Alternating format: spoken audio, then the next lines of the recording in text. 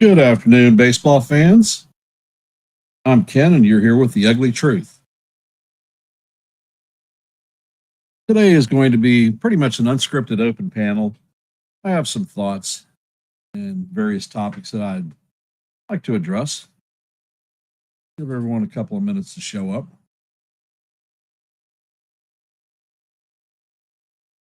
Let me see.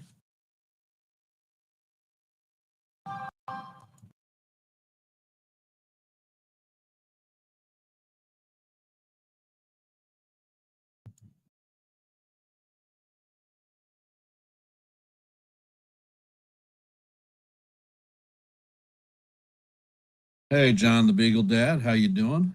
Welcome to the stream, brother. Appreciate you being here.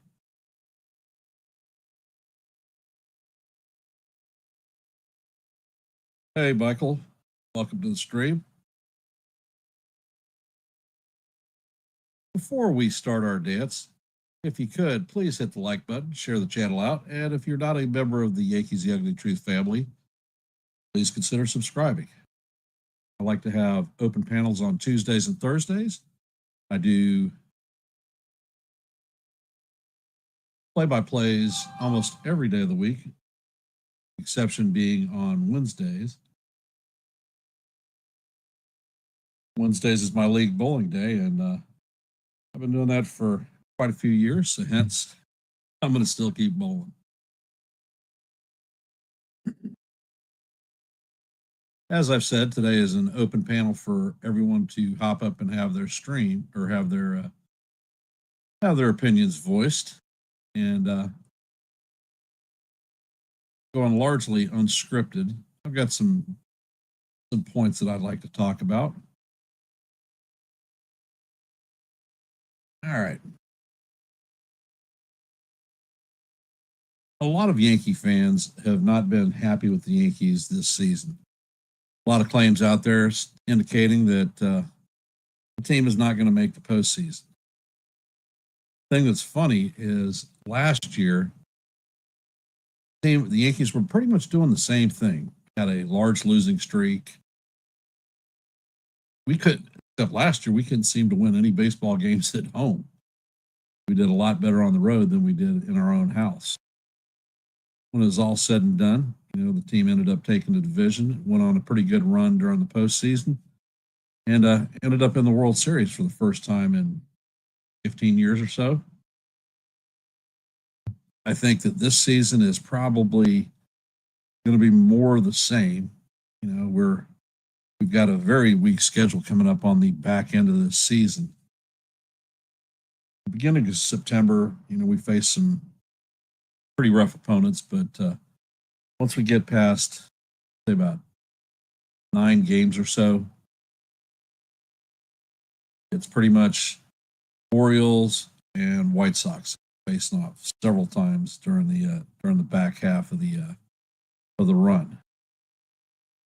We've got 2 more games against the Nationals, which I actually anticipate a sweep, and I usually don't do that against any given club.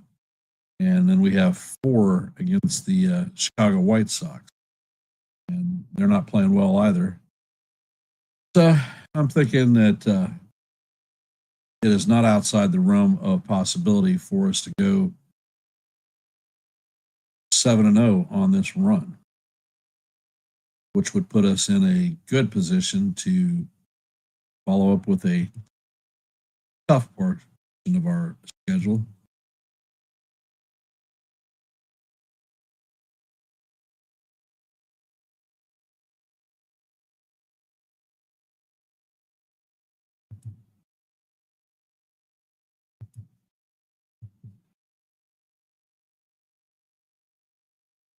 Comments, questions, concerns, anything out there? The other portion of my my title, other than open panel and baseball, was yeah,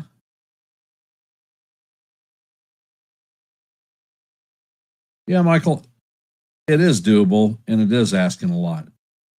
Honestly, this team needs to treat the rest of the season as if we're in playoff mode. Because if we have a prolonged slump at this juncture, we're going to be toast. We're not going to make the playoffs. A lot of people are worried that Boston will be in ahead of us, and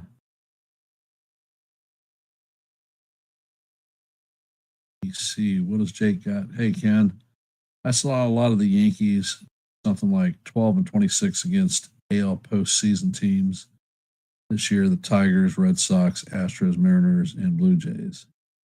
That's what's making me doubt them. It's funny. Last year we didn't play well against a lot of the postseason teams either, but when it counted, the team kicked it in the butt. Like I said, we ended up in the series, and if not for some very off the wall pitching / managerial decisions, we were actually in a position where we could have taken the series. The lesson of hard knocks may do Boone some good for this coming postseason, and hopefully they do more of the oddball check than they do of the analytic variance. For me personally, something that put a little bit of a smile on my face is seeing Anthony Volpe out of the starting lineup for two consecutive days in a row. I don't think that he is a horrible shortstop. I think he was dealing with some injuries.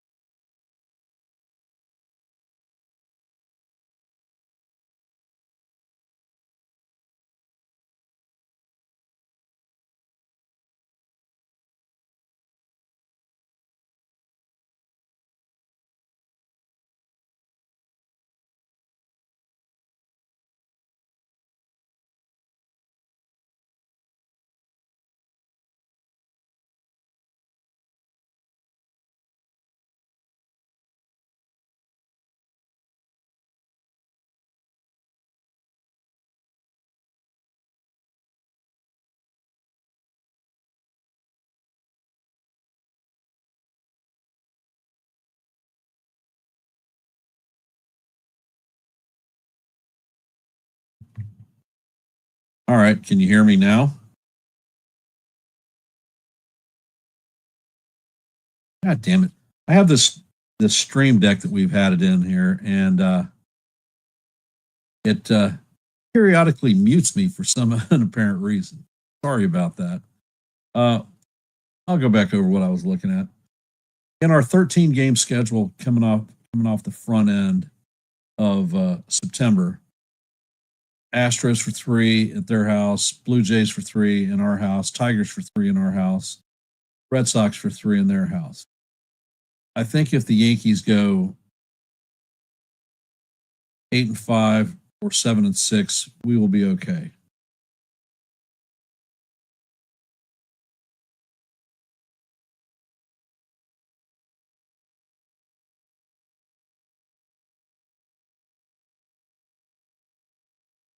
right. Thanks. I appreciate that. I'm sorry for the muting. Guess I need to pay attention to that panel a little bit more. On the back end of September, we're going to face the Twins for 3 in their house, the Orioles for 3 in Camden Yards. Then the last 6 games for us is 3 against the White Sox in the Bronx, and then 3 against the Orioles in the Bronx. And of the AL East teams that we faced up against, the Orioles are probably the best team. Like I said, in the front end, if we walk out 7-6, 8-5, the team will be okay. If we end up upside down, we may have to worry about fighting for a playoff spot or even making the playoffs. That's why I believe that these games are very important up front against the Sox and the Nationals.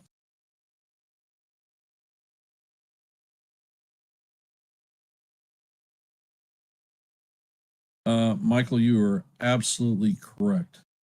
We cannot afford something like 2-10 in those games. If we do,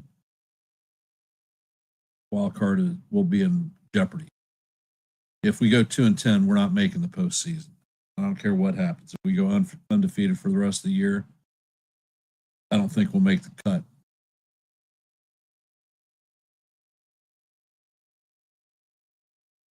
Like I said, if we are not upside down in those 13 games, I think we're okay. And that's why, from my perspective, the Yankees need to treat the rest of the season as postseason already. It's good to see that Jose Caballero is being played. I like that. I like seeing Ahmed Rosario also in the lineup. One of the concerns that I have is Aaron Judge. It's probably not a popular opinion. However, if Judge cannot play the field, I don't think he should be eating up all of the at bats at DH. And I would just recommend that he be put on the IL. And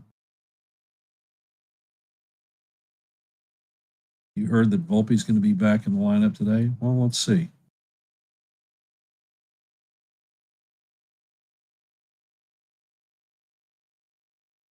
Yep, no lineup yet. I guess we'll see. We'll see what we see. If any of you guys are shy, I will bring you up. You can turn your camera off and say what you got to say. I just like to have a well-rounded flux of opinions and know what you're thinking.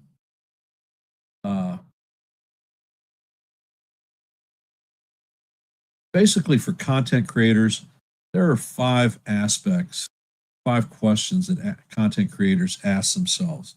And I mean, you see that there are a lot of Yankee content creators out there, and they have their segments. They determine the type of audience or what they want to put out as their messaging. And as hard as it is to believe, there are some people that will focus on a negative message all the time. I just don't happen to be one of those guys. I've been a Yankee fan for a long, long time, and been through times where the team is horrible without a glimpse of the playoffs. And I've been there with when they've been really good. Maybe it comes from my father and my grandfather both being diehard Yankee fans. In my particular family, there are 5 generations of Yankee fans. It's almost a family way. But the content creators, the questions that they ask, in my opinion, the 5 is, what does my audience like? Are they in the mode for hate, havoc, and discontent? Are they analytical, fact-based type people? Do they just want to hear play-by-plays in a ball game? Second question is, what do they love? Because if you love it, you're going to be attracted to it. Another question the content creator would have to ask is,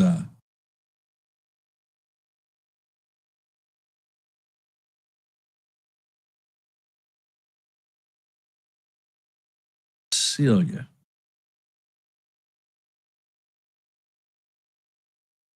have you seen any Yankee teams that are doing similar how the Yankees are doing right now and went deep into the postseasons or won? I'm 26 and I feel that I haven't seen much of that. Actually, the the '96 Yankees had a struggle through the entire season. Played a lot of young talent, and we managed to chop our way through all the way to the World Series. And actually, if you don't remember, the Yankees started that out losing 2 games up front at home. So we went to Atlanta and down 0-2 and ended up coming back and taking the next 4 and put them out of the World Series. And that was the beginning of the Yankee dynasty.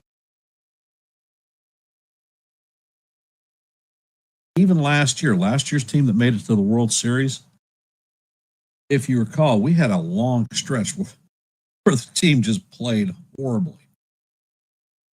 I did a lot of play-by-plays at that time. I didn't have my channel established, and I almost thought about. And Mike is right too. Michael's right. 2000 Yankees were not at the pinnacle of their best, but were able to slug it through and ended up taking the championship.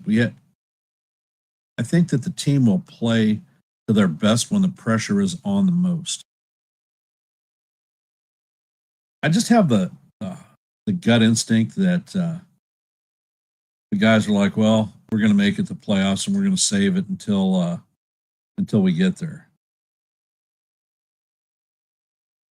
And if we're talking content creation, I have a question. How does a channel like Joe's, who reads so many chats, then flip them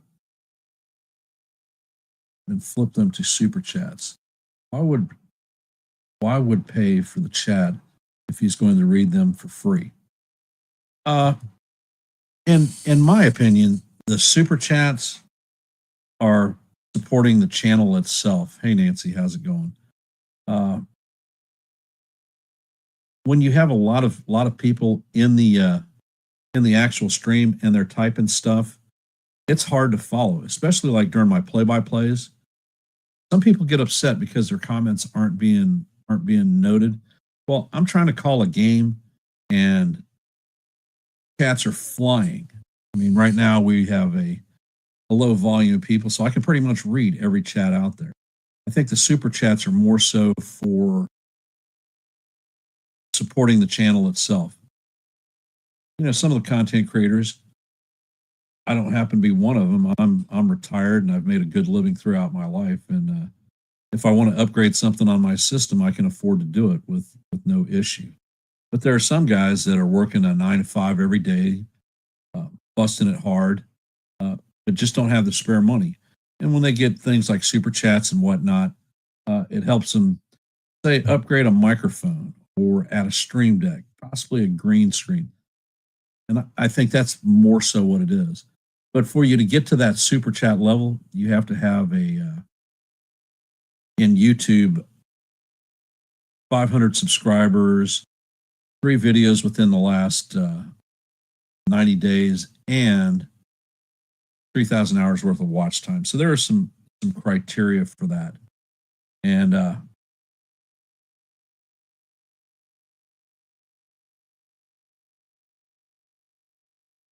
the super chats, when they come out, I don't know if you've seen a lot of them. They come out and they're basically in orange, and it highlights them as they're scrolling through, so they're easier to pick up. And there are a lot of times tab bar that's on the actual StreamYard screen that you can pop and it brings it right up. So it's not a question of recognition for being read. It's more so a question of supporting the channel itself. And let's see, I'll look at a couple of others. All right, Jake. I'm having trouble understanding why the Yankees look so good against teams like the Cardinals, Rays, Nationals fundamentally, but when they play against the Red Sox, they look completely different. Honestly, that's individual play, brother. Those guys, a lot of people have a talking point that I would subscribe to is that the Yankees don't teach fundamental baseball. Well, I'm here to tell you anybody who's made it through the minor leagues to the minor leagues has fundamental baseball under their skills. It's refined and honed at the minor league level. And, players are human. They have brain farts and stick their heads up their butts. It happens.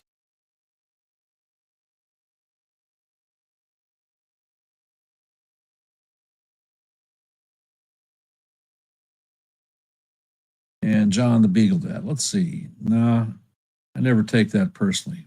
Not sure what you're referring to, John. Possibly an earlier comment that I missed. Playoff teams can really expose the Yankees' weakness. Honestly, Michael,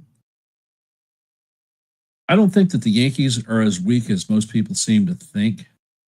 Uh, the area that I think that they need to lay heavily on, this team is very reliant on home runs. With the trade deadline, we strengthened the bench and added athletic speed component ball players. And in the postseason, frankly, you're facing top tier pitching. You are not going to be able to outslug most teams once you get later into the playoffs. Uh, so we have to actually use the hit and run, drop the bunt, take advantage of the steals. Hell, we have the major league uh, leader in stolen bases on our team in Jose Caballero. So if the Yankees employ these players and play the ball that they're capable of, I don't think that the offense is going to be as weak as you think. However, players that have to get it together if they're going to be playing, Austin Wells. Austin Wells is off and on when it comes to his defense, and his hitting stinks. He has actually been hitting for crap since August of last year. Me personally, I'd rather have Ben Rice behind the dish. If you want to keep Wells on the roster, then he's the backup. If you think you can get some work out of him, send him down to the minors and bring up JC Escara. Escara's used to being in the backup role, and he catches a pretty good game. He can't throw runners out worth a damn.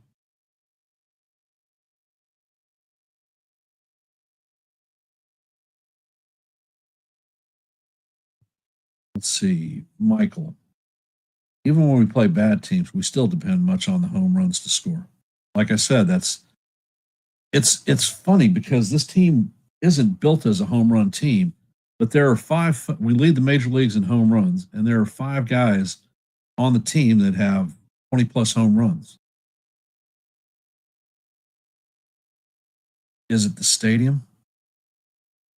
Jake, do you feel it happens more against good teams? Honestly, don't know. I don't watch enough baseball to know. It seems to me that the brain farts seem to occur on the younger players, particularly when they're in stress situations. One player that we had on our team for a number of years, last year even, was Gleyber Torres. Gleyber Torres could pull off some of the most spectacular plays on the planet. I never seen glove work as good as his. But then when it came to an everyday ground ball and throwing the damn thing to second base or first base, off the mark, just completely crazy. Sort of like a Javi Baez type play.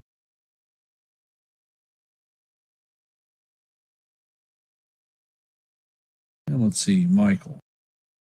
Bellinger did hit two singles, so I was wrong about my previous. No, it's not a wrong comment, Mike. A little bit inaccurate, but historically, it is very accurate. Let's see, Dennis.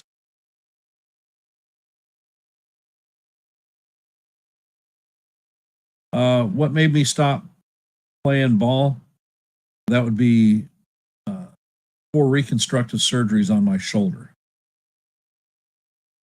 As a matter of fact, even playing it stopped me from even playing softball at this point because the last surgery that I went under the knife, the doc said that there are not enough tendons and ligaments to reattach.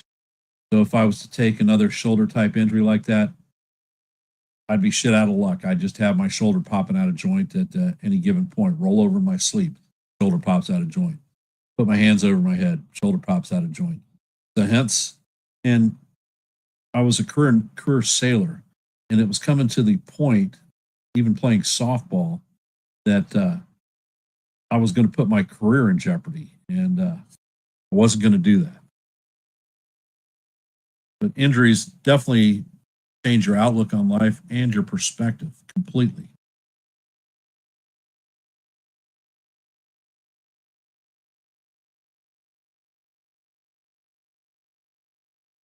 Michael, we do feast on bad and inexperienced pitchers with bad teams, a lot of. Well, I'll tell you what, last year we faced up against Patrick Corbin, who was completely the freaking worst pitcher in Major League Baseball, and we made him look like Nolan Ryan. The bad pitchers from the lefty side in the past have gotten past the Yankees very easily. J.P. Sears was another one, a former Yankee farmhand. He ate us for lunch, and he was a 5 ERA guy.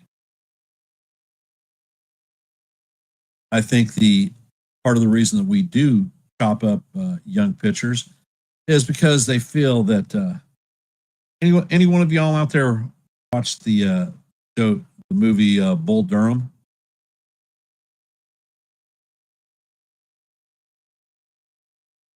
Nuke LaLoosh, he steps on the bump, and Kevin Costner is calling for a changeup. He keeps shaking him off. Costner goes out to the mound, and he says, "This guy's a first ball fastball hitter." And Nuke LaLoosh says, "I want to announce my presence with authority." What's he do? He throws the first pitch fastball, and the guy tattoos it and hits the freaking bull. Of course, Costner did tell him that the pitch was coming, so double caveat. But I think a lot of these young pitchers think that because they were overpowering AAA and AA guys, that they were going to come up to the major leagues and be able to do it.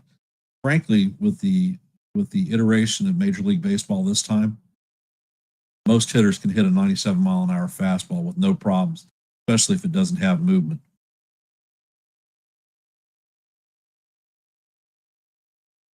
Let's see. Jake, do you feel that Yankees can't hit good pitching? For example, run against Bilo and Crochet combined starts. I think that they can hit good pitching. What I think their issue is, actually, there's two issues. Patience at the plate. It seems for some reason the analytic department is directing the team to take earlier swings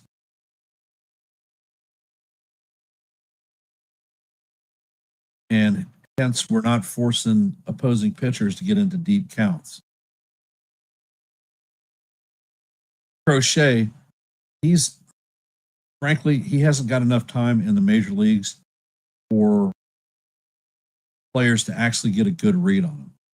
And his velocity makes things difficult. He is a good pitcher, but you also have to remember he was a bullpen guy for several years and basically started being a starter last year. I don't even think he started the season as a starter.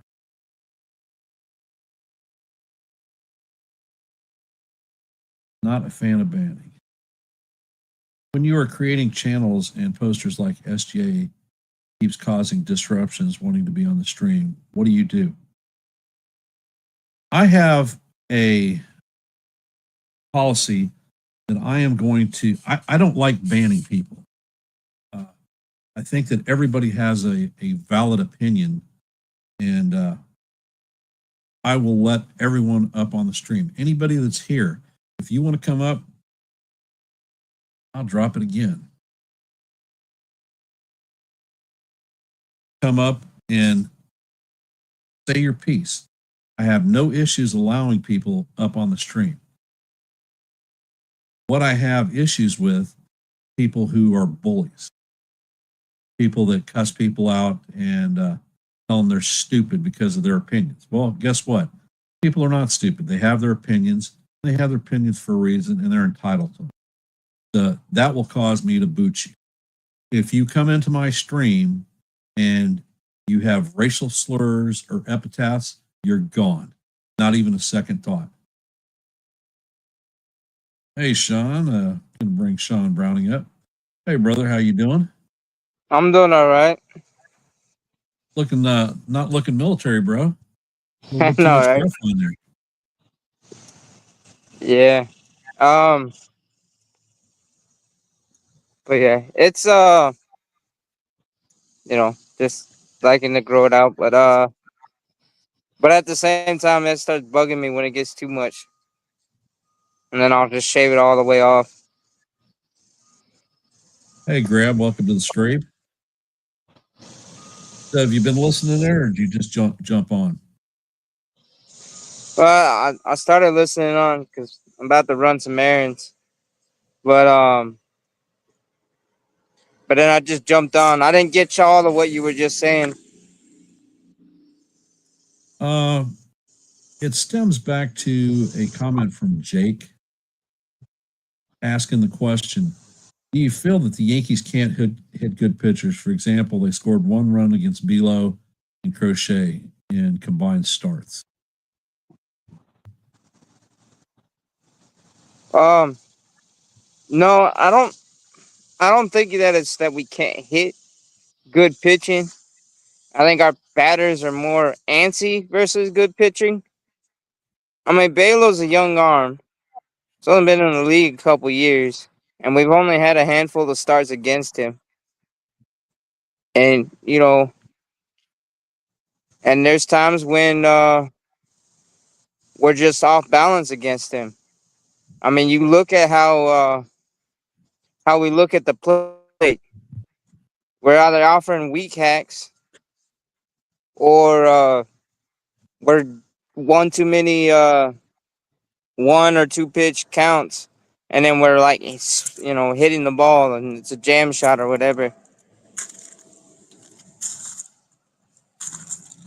Um, and then like you said with Crochet, it's Crochet's a good pitcher. He was one with the Sox, and he was highly coveted across the league. But yeah, he started out as a bullpen guy, so he's relatively new to being a starter. So and then it's just I don't know what it is. With our hitting philosophy is not like the old Yankee style where it didn't matter who was on the mound. Um, we were gonna grind out at bats. We were gonna get you out in either the fifth or sixth inning or before then, and then we were gonna grind out at bats on the bullpen. Um, And let's see, we have a comment from Graham. Those arms have really upped their games against us. The Sox have every game this year. yeah, And I'm going to tell you that part of that is Yankee Red Sox rivalry.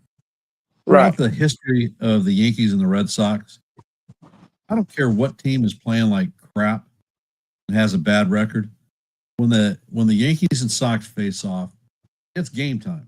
Those guys up their level to the next dimension. If you were following the Red Sox before they headed to the Bronx this past series, they were getting their heads kicked in left, right, and center. right. They show up to New York, and all of a sudden it's Dimension X. Even Mm-hmm. in the first game, though, they had 23 runners left on base in scoring position. They could not score. Right. And yeah, and then the other thing too is it's just, but yeah, both teams players tend to show up in big rivalry moments like Yankees Sox. But the problem is the Yankees don't execute great or well enough in those situational times. I mean, we look at the first game.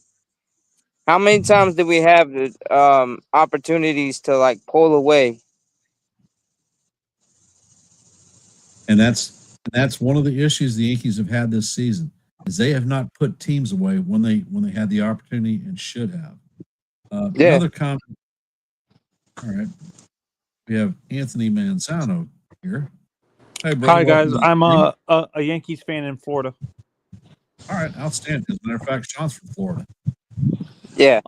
Honestly, this whole Yankees thing, I've been saying this. The only reason why Cashman has kept Boone is he's a yes man, and Steinbrenner hasn't fired Cashman is because it's the same. I'm a Dolphins fan. I'm gonna use this parallel. The owner for the Dolphins keeps the guys around that he does and hires the first year head coaches because he knows he can control them, and I think this is why Steinbrenner has kept Cashman and Boone around because he knows he can control them. He doesn't want a GM or a manager that can call him out on his BS and stuff like that. Is this me being crazy, or do you guys agree? Well, honestly, I'm a military guy. A lot of years in the military, 31 years, and we end up going into a meeting, say, and the boss is the captain. The captain puts out what he wants, and we can go in there and we can argue and fight as much as we want. But when we walk out of that room and we're in a public forum, we're all in lockstep with the boss, because no matter what happens, the boss is the boss in the end.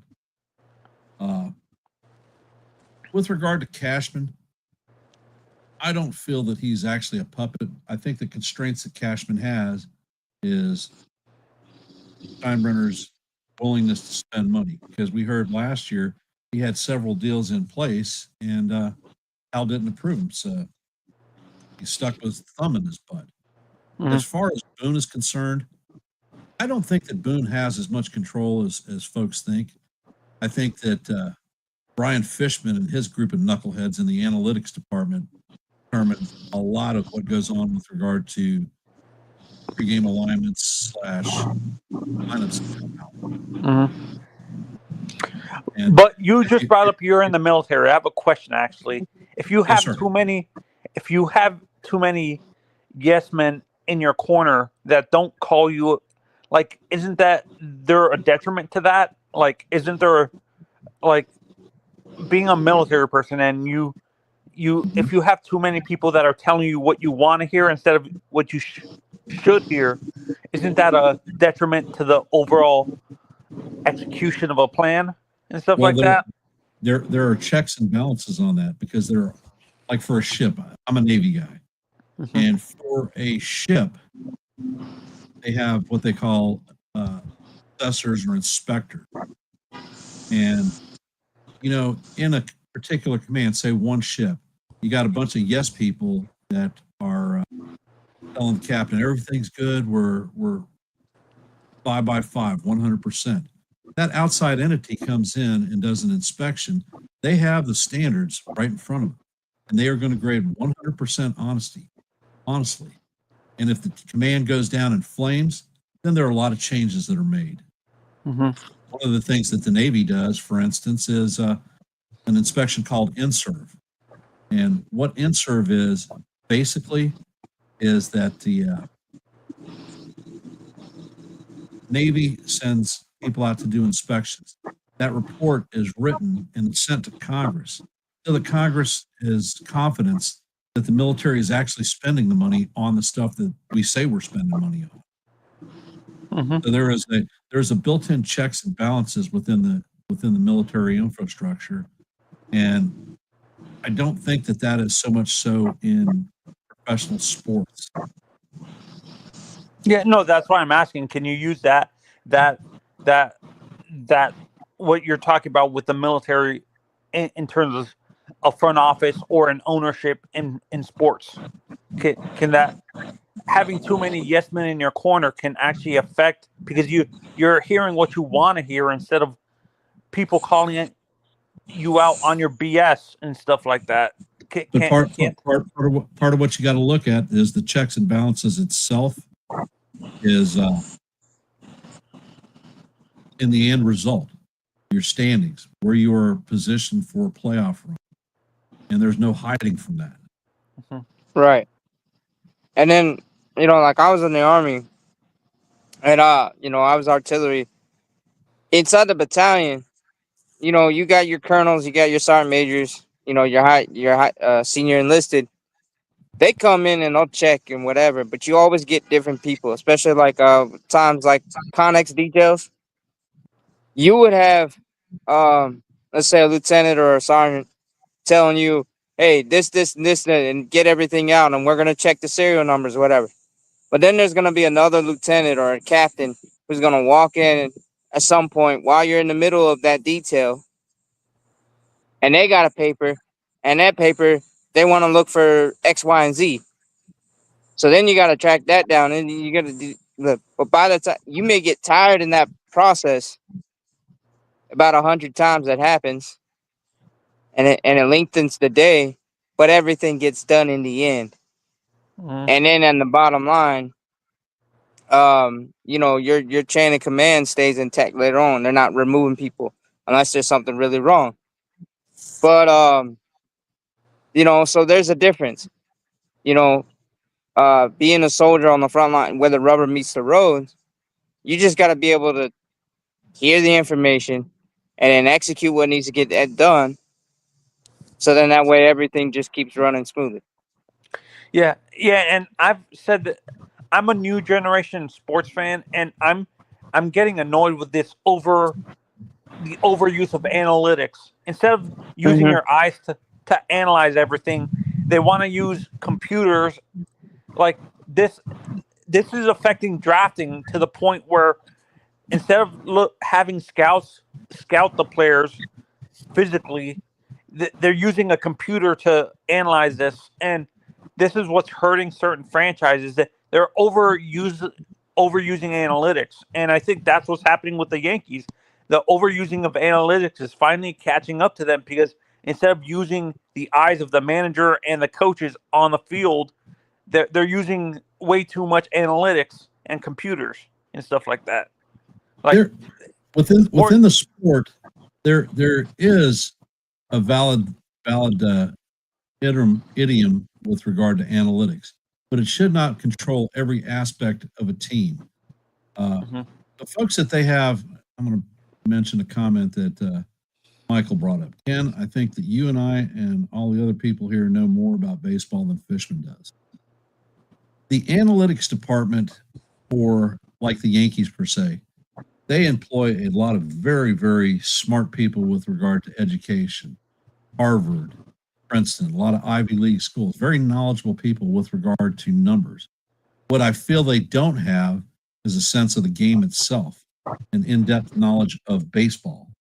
And that's where I think the disconnect is. And they don't rely on Boone's. Boone is a third generation baseball player. And if you ever sat and listened to him when he was a ESPN commentator, very smart guy in general. I don't think his word carries as much weight as it should. No.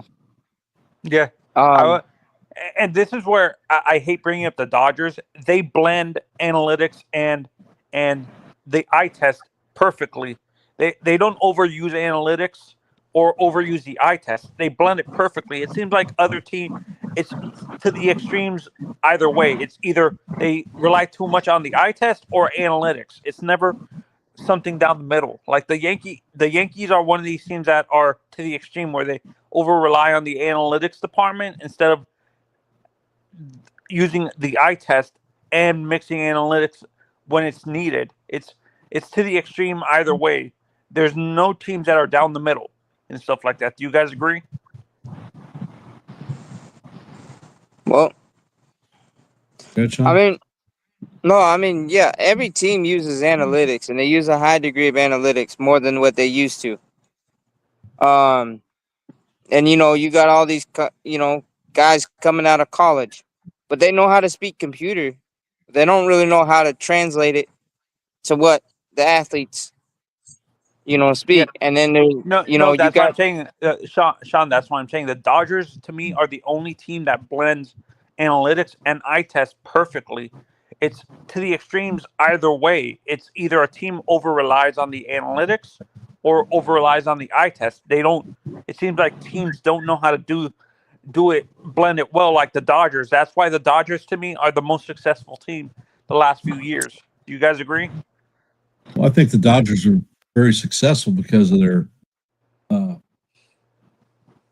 their ownership group is not hesitant on spending money for whatever players they feel they need to make their team run properly. I mean, right. if you were to honestly sit down and look at what the actual Dodgers payroll is this year without deferments, they're north of 450 million for their payroll. Right. And They're they've almost been $1 having billion. it. I think they're I think a Yeah. billion and a half without deferments. But the deferments, in my personal opinion, the finance people there in LA did a great job of looking at a whole and have taken advantage of it to their full extent. And Right. good on them. But I think that when they start paying all this deferred money out, they're going to be in freaking deferment hell because they won't be able to buy a stick of bubble gum when it's all said and done. And most likely, this ownership group that's currently in place will have sold the franchise and they will not be stuck for it. But they're looking for their long run of championship. Yeah. And then here's the other thing too is over the years they've been doing this and blend, but they really hadn't found success other than last year. And the other problem they got is they get a whole bunch of injuries to all these players they get. Like Otani. Kershaw was Otani, Kershaw, Snell. I mean Kershaw been with the Dodgers for a long time, but I mean the last few years he been, injured. But then like Like how Snell. yeah, uh what is it called? Father Time is undefeated and is finally catching up to Kershaw with how he pitched throughout his career. The guy was a flamethrower his whole career until Mm-hmm. recently. So I think that finally caught up. Like that type of pitching finally caught up to his arm and his whole body and stuff like that. So Well, I mean Father Time is undefeated. So you also look at guys like Verlander, Justin Verlander. He's a surefire Hall of Famer along with Kershaw, but the problem is they were throwing hard. They were power pitchers most of their career. And in the case with Verlander, he's had what, 2 Tommy Johns in like 5 years or something like that? And a series of back injuries. His back is not Yeah. what he yeah, and I think this is where the Yankees change their philosophy. They're a big market team, but their financial philosophy is more of a small market. They don't want to spend the money Well, because of what they had to deal with trying to pay. They're still paying other contracts, like big contracts out, right? Don't they still have big, don't they still have money from the Teixeira deal and Alex's deal? No, Still no, on the those books. are those are off the books. However, they are paying Anthony Rizzo $6 million this year with the DFAing of DJ LeMahieu. I don't know what they they're owe paying him him. for the rest of the I season, think but it's like they 30 owe million or something. well they owe him 15 mil. 15 million for next season. Right. And But no, our deferral of Marcus Stroman, we're paying him $8 million this year. He's been deferred. So I think part of the reason that the Yankees have issues is because we've been hamstrung with I think Aaron Hicks's contract actually finally rolls off the books this year, and he hadn't played baseball for us in years. right. But we're hamstrung with And, some bad contracts, And I think that that's personally why the Yankees have not extended or offered extensions to any of the young players like other major league squads. For instance, the Orioles, the Red Sox, Yeah. Dodgers, Arizona Diamondbacks. There are a lot of teams that have, and the Atlanta Braves for sure. Is that why extended a Aaron's lot of- upset Right. with them? Is that why Judge is upset with him? That they haven't offered him an extension yet and stuff like that, Well, or his contract is going to ride till pretty much the end of the career. He's going to be 38, 39 when his contract expires. So, you're talking comparatively. Give me a sec. Take it, Sean. Yeah, no. And then the other thing that Hal is also really having to deal with is well, it's two things, but one is the Yankees are one of the big teams that are having to shovel out for teams like the Brewers, the Rockies, um, Pirates, Marlins, all those teams that are like small markets, but they get money from the bigger markets for revenue sharing, but then they pocket that money and they still don't put competitive rosters like they're supposed to. well, Miami's competitive this year, but I agree with you. We haven't been competitive for the last 3 years. It's incompetent ownership too. Like we've had incompetent ownership the past couple of years and stuff like Well, few years. So, Well, well, part, okay. part of the issue that the Yankees have is because we're a large market team and we've exceeded this tax threshold, and another structure within baseball itself is the qualifying offer. The Yankees, at the last time that we drafted a player in the top 10 was Derek Jeter. Mm-hmm. The next lowest draft pick that we had was Aaron Judge at 15. This year, because we signed Max Fried, we lost our second and fifth round draft picks. We lost Juan Soto and got a fourth round compensatory back, which makes no sense to me whatsoever. Because this was the second year that the Yankees draft were over the Cohen tax threshold, we dropped 10 draft spots. We didn't even draft until the end of the compensatory round. No first round draft pick, no second round draft pick. That has hamstrung the organization, I think, significantly.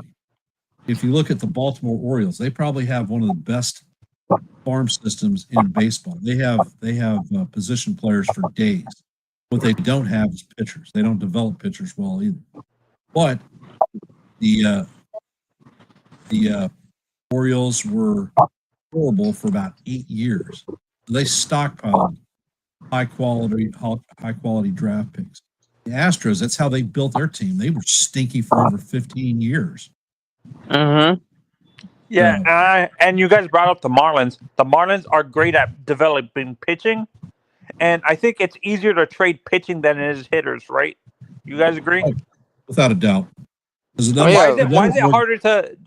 That's the question. Why, in general, when it comes to the trade deadline, why is it harder to trade hitters than pitchers?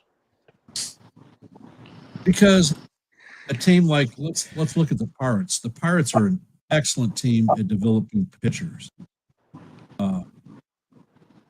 They always have a stockpile of arms. If they trade their arms away, there are good pitchers ready, major league ready to come up and take their spots. Mm-hmm. Not such as the case with hitters, because hitters in the minor leagues are not facing the type of pitching that you see in the major league. You may have a guy that throws, 97 miles an hour down there in AAA, but can he throw an 86 mile an hour freaking slider or a speed differential? They don't have that in the minor leagues. That's one of the cautionary notes for me with regard to Spencer Jones. Spencer Jones is down there in AAA hammering the hell out of people. Well, He's not faced pitchers like they have up in the majors right now. Eric Skubal type player, pitcher, or a Paul O'Shea type Skeens, pitcher. Paul Skeens, and stuff like Paul that. Skeens, another one. I mean, there are some monsters out there, and I tell you what, we got a young kid by the name of Cam Schlittler. He has got a fantastic fastball, but he's not got much besides that. He's a developmental Right. pitcher, and a lot of people are really freaking chomping the bandwagon that he's the next Well, Garrett Cole or whatnot. well, he I mean, with Cam, he had like zero hype or little to no hype surrounding him. You know, and then like they even said, he like it's still developing. You know, and people they're like he still hasn't figured it all out. But he throws gas, but then his braking stuff is nasty too. But you have to remember the reason that Schlittler was not touted because at Double A, his fastball was breaking out at 91, 92 miles an hour. That was it. Yeah. Mm-hmm. And then like, in And Triple A, he was like 95, 96. He goes And up to I've also AAA. said this too. Ken and Shane, Sean, my mistake. When it comes to developing certain positions, it feels depending on where you are too. Is Florida specifically, Miami in particular, and actually Pittsburgh. I guess where their minor league teams are very pitcher friendly leagues. Like that's why they develop great pitching, and it's horrible for developing hitters and stuff like that. And I think that's why and the other way around with the Orioles and what is it called, the Rangers.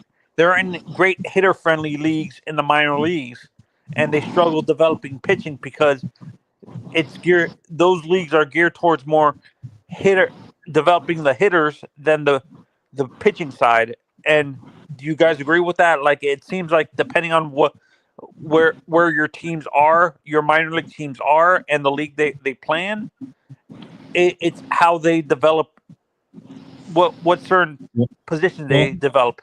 If you look at the Pacific League, the Dodgers and a lot of the West Coast teams are at. Hey Nick, welcome to the stream. Those guys hit bombs like there is no tomorrow.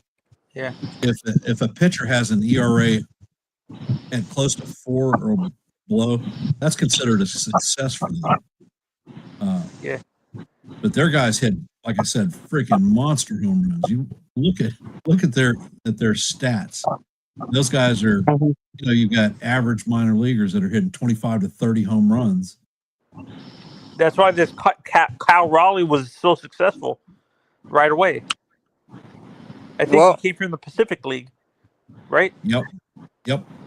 The Southern League, I think the Southern League and the minor leagues is more of a pitcher league, development league. Do you guys agree? That's in the minor leagues where like you see Jacksonville and all the teams in the Northeast and stuff like that. Well, it's not just in the minors they get developed, but a lot of them come out of these pitching factories in college, like Vanderbilt. Or high school. High school. The high school kids, it's hard to tell too. Like, how do you know what these kids are going to be? Like, depending, travel league baseball is not teaching you. Like, it's teaching these kids how to improve their strengths instead of doing this issue is across sports. I feel travel league and AAU has affected the development of players in general because it's focusing on their strengths instead of improving their weaknesses. Do you guys agree? You've probably been in little league and travel league. Well, travel league didn't exist when I was around, but from the kids that I've coached and whatnot, it is more of a showcase type league for the top guys. Collegiate scouts to come and check out what would be classed as the cream of the crop. the other antithesis to travel leagues is it's money based. So if your parents have a lot of money and they can afford to pay for your travel and your gear and whatnot, then you're more likely to get onto a travel league team unless you have incredible talent and somebody's willing to sponsor you. Let's see. I'm going to bring up a comment by Mike. Spencer R. Jones, I believe, will be 25 years old next season, so it is time for the Yankees to make a decision about him, give him a chance, or trade him. I think that the Yankees personally are looking at Spencer Jones as one of the pinnacles of the future team. So I don't believe that he's going to be moved, and I believe, in my personal opinion, he should be called up now. The reason that he hasn't been called up at this point is if a prospect player comes up from the hitting perspective and has 130 major league at-bats, then they lose the first year of their arbitration or pre-arb year. Right. So at this point, service time bullcrap again. Well, yeah. And then they lose their rookie status. At this point, Spencer Jones is not going to hit 130 at-bats the remainder of this actual season. If you were to play him every day and he got 4 at-bats, I think his tally would be like 124 at-bats total. So there's absolutely no reason not to call him up. Honestly, he is a plus defender. He has Ellie De La Cruz type speed, and he is a 3-position outfielder. Is he faster than AJ? Is he faster than AJ, in your opinion? Aaron Judge? Hell yeah, a lot faster. Oh yeah, they're the same size. That's weird, aren't they? Yep. No, but you also have to remember they come from 2 different backgrounds, because Spencer Jones was actually a pitcher. When he was at Vanderbilt, he went through his second Tommy John surgery and converted and became an outfielder. So that's why I think he's been a little bit slower on the track with regard to bringing him up to the majors. I think that the Yankees are more likely to move on from Jason Dominguez and possibly move him this offseason. Yeah. For like pitching and stuff like that? Could be. I mean, no matter what you say about Cashman plugged a lot of our upcoming offseason holes with the trades that were made. Every bullpen arm is going to be there for several years. The acquisition of Ryan McMahon solidifies third base for at least 2 more seasons. And then the acquisition of Jose Caballero is 5 seasons worth of control for him. So and then Ahmed Rosario is on an expiring contract. Although I would seriously consider bringing him back at the end of the year, and it's not going to cost you an arm and a leg. The only position of need that we might actually have would be at first base, because I do not believe that the team is going to bring back.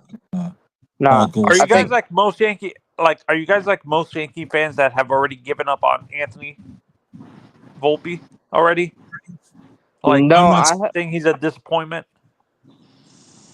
I'm not saying that I'm giving up on Anthony Volpe, but I think that the organization sent him a loud and clear message, along with Arias down there in A-ball, because they were both prolific shortstops. And this year we drafted 6 shortstops in our MLB draft. A lot of them highly touted. We're on schedule to sign the top international free agent, who is also a shortstop. So and you have George Lombard, your top guy in your system is a shortstop, isn't he? Lombard?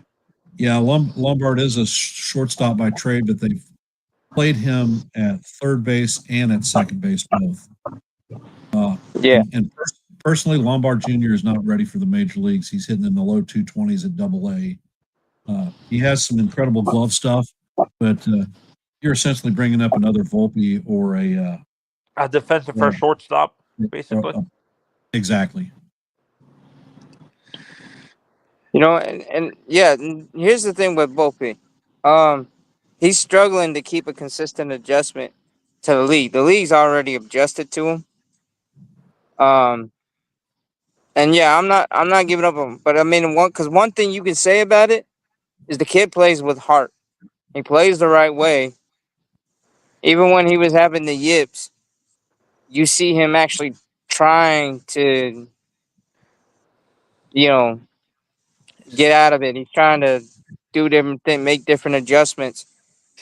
And yeah, he plays with heart. Um, but I also could see them probably maybe moving him to second base next year or whenever Jazz leaves at the end of next year if they want to stay another year with Jazz. I think you Because guys are going to re-sign Jazz. I think the Yankees are re-signing Jazz, to be honest, to an extension at the end of the season. I'm already predicting it by the end of the offseason this year in 26. They're going to re-sign. You're going to see a report that they re-signed Jazz to like a 5-year extension or something like that. The only player that's on the current Yankee roster that I'm interested in signing to an extension is Cody Bellinger. right. If You're not a big fan of Jazz? No, I'm not. I'm not a fan of his antics.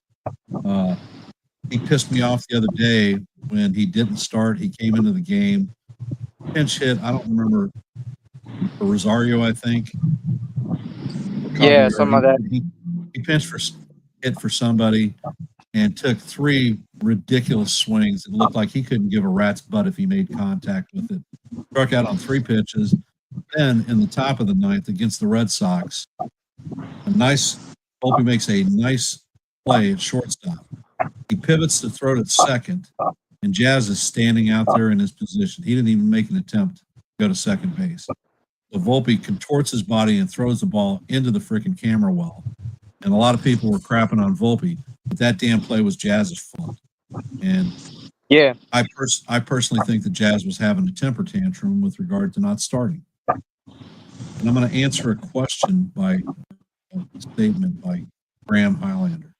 In reality, Ken, had Cole not gone down and Schmidt, Littler and Warren would not even be in the majors at this time in the Bronx.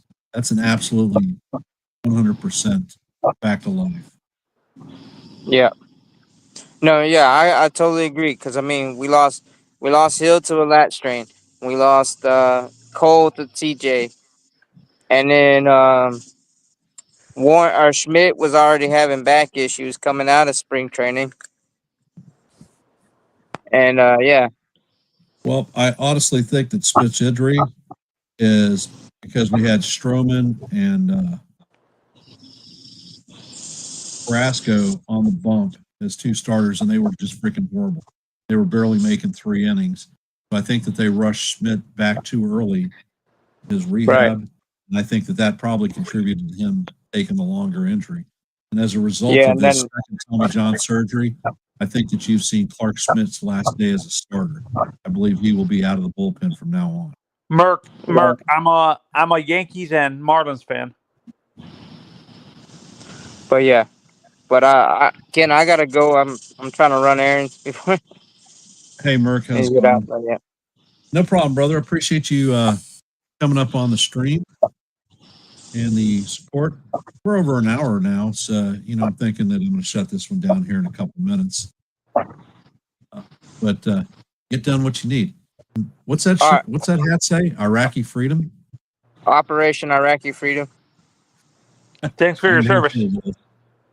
Yeah. But all right, yeah. Take care. Have a great We'll see day. you tonight. See you. Remember, we're doing the play-by-play at 7:00 for Game 2 of the Nationals. Hop on if you got the time. Yeah, I'll be there, but I'll probably also be getting ready for work. But yeah, I'll do both. Have a good one, brother. Mm-hmm. All right, you too. Yeah. No, and let me drop another comment. Lou Jones hopefully is called up in September and sit Volpe for Cabby, sprinkle in some Rosario, and I think we can change the narrative in September. Don't disagree with you at all, Lou, and I think that we're treating this as postseason time from now until the end of the season, and I think you're going to see moves like that being made. Yeah, and what also for me, I'm a Volpe fan too, and what hurts, like I think all this pressure has gotten to the kid. Like there was some unrealistic Yankee fans thinking he would be the next Jeter. I'm like, guys, calm down. This is his first or second year in the league. Be patient with him. Don't put pressure on the kid let him be his own player instead of putting the Jeter tag on him and stuff like that. I don't know what's wrong with fans when they do this and stuff like Well, that. it's not the fans; it's the media that promulgates that. Oh, it's more the New York media Yep. than the fans. Oh, I've always assumed it was fans that would do this. Nope. The fans don't know prospects well. When the media starts putting out that Jason Dominguez is the next Joe DiMaggio, we signed him at 16 years old. He's been in the organization. He's beaten the crap out of minor league pitching, playing center field. We bring him up to the major leagues. His first 10 games before he got hurt, he was spectacular. He hit a long shot off of Verlander, who is an aging pitcher, but has been a nemesis to the Yankees for years. So the fan base bought into it right off the bat. But when the metal met the meat, we shifted him to left field when he came back last season. He was a soup sandwich. He couldn't catch a fly ball or a cold. He couldn't find water if he was sitting in a boat. And I think Jay, that's what you just said with him moving to left field. Actually, maybe he was a center fielder his whole career, so him adjusting to a position like that, maybe that's the struggles too. All the learning how to play left field when you've played a new outfield position, when you've played center field your whole life in baseball, is a hard adjustment. You agree, Ken? If you look at the scouting report on Dominguez during his minor league career, the scouting reports revealed that he was an incredible power hitter with a lot of speed. But what they also classed him as is a below zone center fielder. So he wasn't that good as a center fielder, and people were willing to accept that, put him on the major league roster, or to bring him up to the major league roster. If the Yankees were serious about having Boone or having Dominguez be their everyday left fielder, why didn't they send him to play winter ball as a left fielder this offseason? He didn't play winter ball. They started trying to experiment with him at spring training. Guess what? Determining that he's the be-all to end-all left fielder, that process should have started earlier than spring training. Yeah, and I feel that, to me, Jason is not a left fielder. If he's a corner outfielder, it's right. He's a right fielder. You agree? Well, I mean, I equate. Well, I'm not moving Judge from right field. With regard to the outfield, Dominguez has taken bad routes on a lot of balls, especially here recently, and he's killed us because he's thrown the ball to the wrong bases and allowing runners to move into scoring position when they should have been plotted at first or whatnot.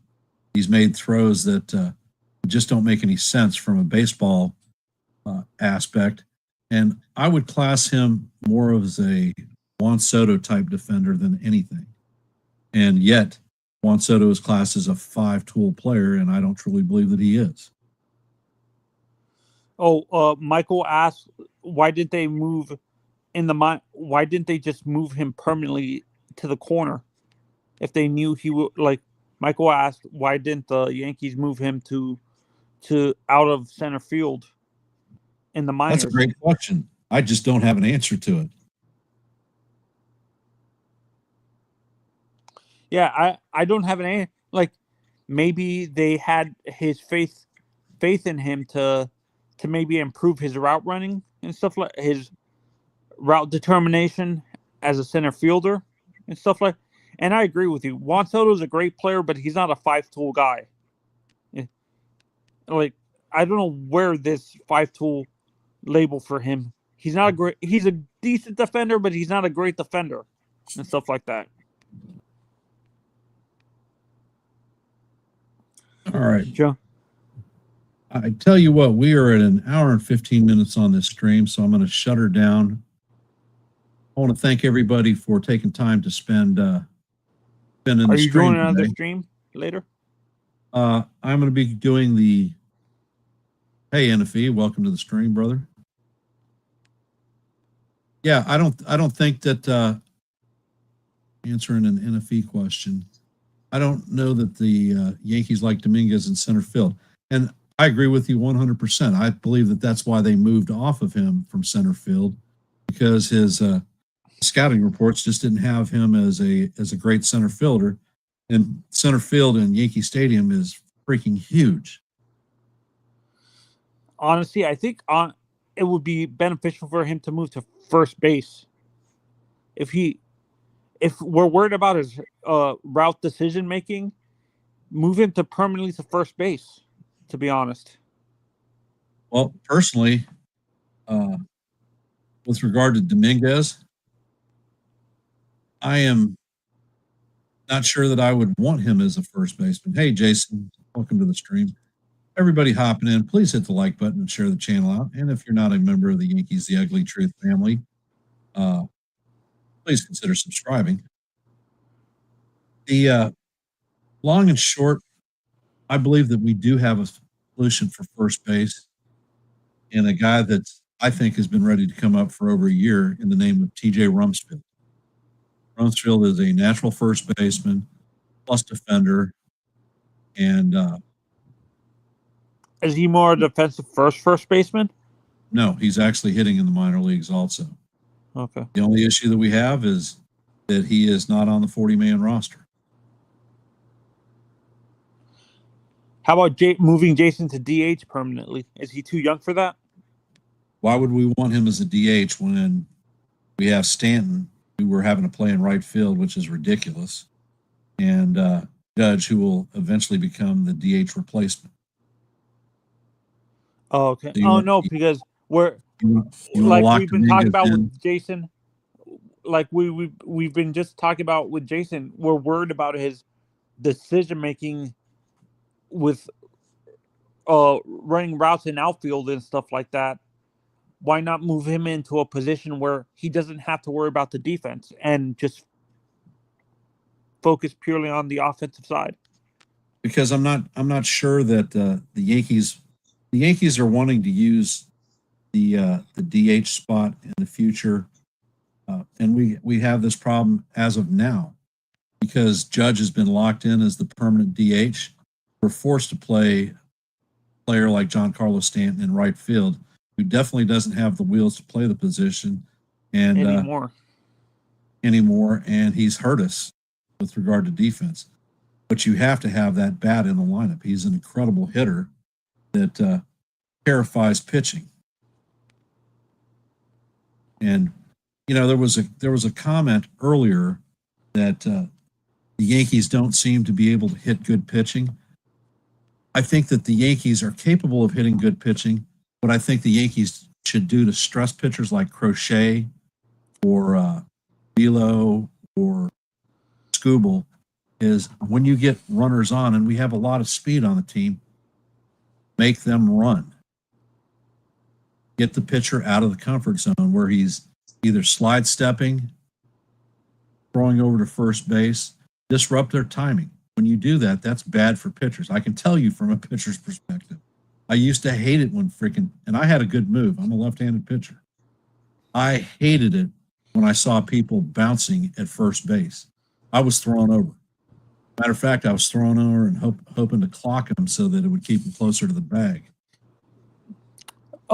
Ken, since you're a pitcher, I have a question. Is it harder? Is a first base move harder for a left-handed pitcher or a right-hander? In your honest opinion, it's much harder for a right-handed pitcher. I mean, why do you say that? Because you are your back is to first base. As you turn, you haven't got a firm lock on the glove. You're thrown to what you think is an approximate error area for the first baseman to drop a quick tag. When you're pitching from the left-hand side, you are laser focused on the first baseman's glove and what the runner is doing. Max Fried has an incredible move in the fact that he hangs. He's got that balance where he hangs and he shoots the ball directly over. Yeah, no, and the perfect, honestly, for me, the right-hander that had the perfect, in my opinion, the perfect move to first base was always Jose Fernandez. Jose, like, even though he was a right-hander, he didn't have to go across his body and cause too many errors and stuff like that. Or were any of the big guys for Atlanta in the 90s right-handers, or most of those guys were lefties? Atlanta had a bunch of right-handers. The one lefty that they had in their run was a kid by the name of Steve Avery. And until he went through Tommy John surgery, he was an incredible pitcher, but he had a fantastic pickoff move. Another left-hander, fantastic, this one for the Yankees, was Andy Pettitte. Andy Pettitte, to me, broke the rules more than any pitcher in baseball. Because when you go into your windup, if your right leg crosses the rubber, you're supposed to go straight home. Well, Pettitte always was right on that breach. A lot of times I think that he had actually crossed over the rubber, but would throw to first base, and it should have been called a balk. What's your opinion on the pickoff move for Roger? For who? Roger Clemens.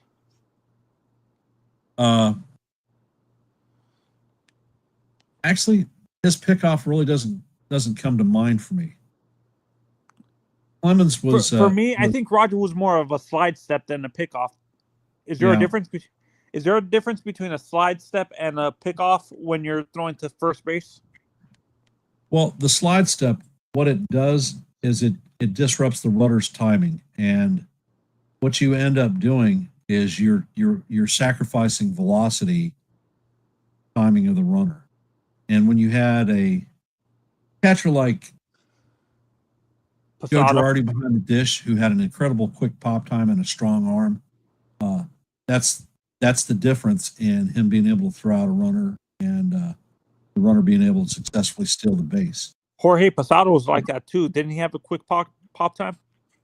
Not initially. Jorge Posada was actually very slow, and he didn't have a strong arm.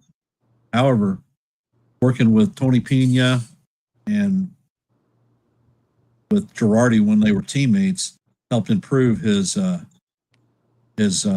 pop time considerably. Yeah, back in the day, Jason, quick pitching was also something that they could do. But nowadays, you have to have eye engagement with the hitter before the 8-second mark, and you can't really quick pitch, because that was something that Nestor Cortez used to do shitload of. Well, was quick pitching almost like a way to circumvent the balk, getting away with balking? Well, the quick pitch was to throw the hitter's timing off and to throw the base runner's timing off. So there are different objective points in the long run, but limiting the ability for runners to advance was all the reason of it. And then you see, that's what I was asking. Was almost, it felt like quick pitching the way I looked at it. I know it was circumvent, like to throw off the timing of the runner, but what I thought it was a way to get away with a balk without getting called for a balk, because you're almost you're quick pitching off the rubber. So long as you come to a set, it's not a balk. If you just roll with it, then it is a balk. Okay. Thanks for having me on. Ken, no problem. Have a good day. Yep. You too. Appreciate you being up. And we're at an hour and 25 minutes on this stream. I want to thank everybody for taking time to support Yankees The Ugly Truth. Before I shut it down, if you could, please hit the like button and share the channel out. I'm going to be back on at 7 p.m. this evening to call the play-by-play for tonight's Game 2, Nationals versus the Yankees. Hop in, say hi, hit a like, and listen to a little bit of baseball. Look forward to seeing y'all there.